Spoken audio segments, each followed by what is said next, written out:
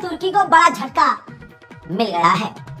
तुर्की कोशिश ये कर रहा था और अमेरिका भी तुर्की के साथ था कि तुर्की की फौज गाजा में तैनात होगी, वहां की सिक्योरिटी देखेगी, हमास को कंट्रोल करेगी, वहां की सिचुएशन हैंडल करेगी, सिक्योरिटी देखेगी। अमेरिका राजी था कि हाँ भाई ठीक है, तुर्की को दे दो कंट्रोल। इजराइल शुरू से राजी नहीं था, इजराइल बार मना कर रहा था। जब मीटिंग हुई तो मीटिंग में नेतन्याहू ने वीटो पावर इस्तेमाल कर ली। यानी वीटो पावर आपको क्या मैं एक्सप्लेन करूं, 5 देश हैं, 5 देशों का ग्रुप है और 5 देश परमानेंट ग्रुप हैं और 50 देश टेम्परेरी हैं, मेंबर हैं बस। तो अब वो 50 देश कुछ भी कहें, मानना ना मानना इन 5 लोगों के हाथ में है। और इन 5 में से अगर एक बंदा भी राजी ना हुआ तो वो बात मानी नहीं जाएगी जिस पर बहस की जा रही थी। तो वीटो पावर इसे कहते हैं।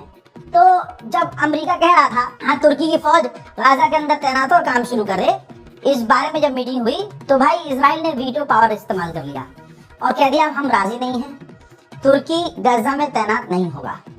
जिसके बाद अमेरिका भी चुप हो गया, अमेरिका भी पूरी तरह से इजराइल के साथ हो गया। ठीक है भाई, तो अब फैसला ये है कि तुर्की की फौज गाजा में नहीं आएगी। जो ह्यूमैनिटेरियन कमेटीज काम कर रही हैं तुर्की की गाजा में, सिर्फ तुर्की की वही कमेटियां आएंगी, लेकिन तुर्की की फौज गाजा में नहीं आएगी। ये बड़ी खबर है। अब इसके बाद एक और बड़ी खबर जो कि खतरे वाली है और बहुत गलत बात है, वो चीज नहीं होनी चाहिए।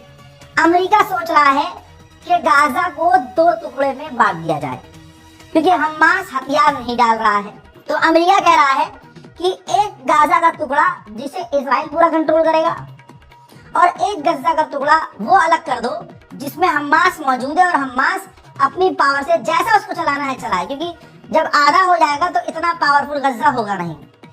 तो दोस्तों अगर ये होता है तो ये सीधा सीधा गाजा के आम लोगों के लिए बड़ा खतरा है। ये तुर्की को इजराइल ने मना कर दिया गाजा के अंदर आने से कि भाई आप अपनी फौज नहीं भेजेंगे, फौज की बात कर रहा हूँ। लेकिन अजरबैजान और इंडोनेशिया दोनों देश की सेना गाजा के अंदर अपने अपने मुल्क की, इंडोनेशिया और अजरबैजान, ये दोनों देश की फौज गाजा आएंगी और वहां तैनात होंगी। तुर्की तैनात नहीं होगा।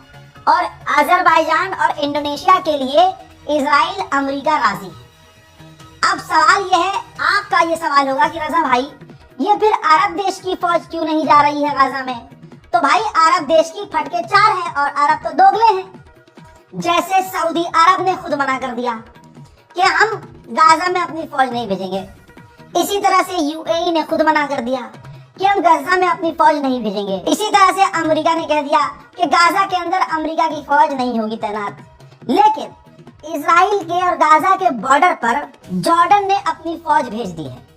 जॉर्डन ने भी गाजा के अंदर नहीं भेजी, उसने बॉर्डर पर जहां अमेरिकी और दूसरे देशों की सेना आई है सीज फायर पर नजर रखने के लिए, तो जॉर्डन ने फौज का एक छोटा सा टुकड़ा इजराइल के बॉर्डर पर भेज दिया है अमेरिकी फौज का साथ देने के लिए। इजराइल के कट्टरवादी नेता बेंजीवीर इजराइल की जेल में पहुंचे जहां हजारों फिलिस्तीनी रखे गए हैं और वहां जाकर भड़काऊ भाषण देते हैं और उन्होंने कहा कि इन तमाम फिलिस्तीनियों को मौत की सजा दी जाएगी।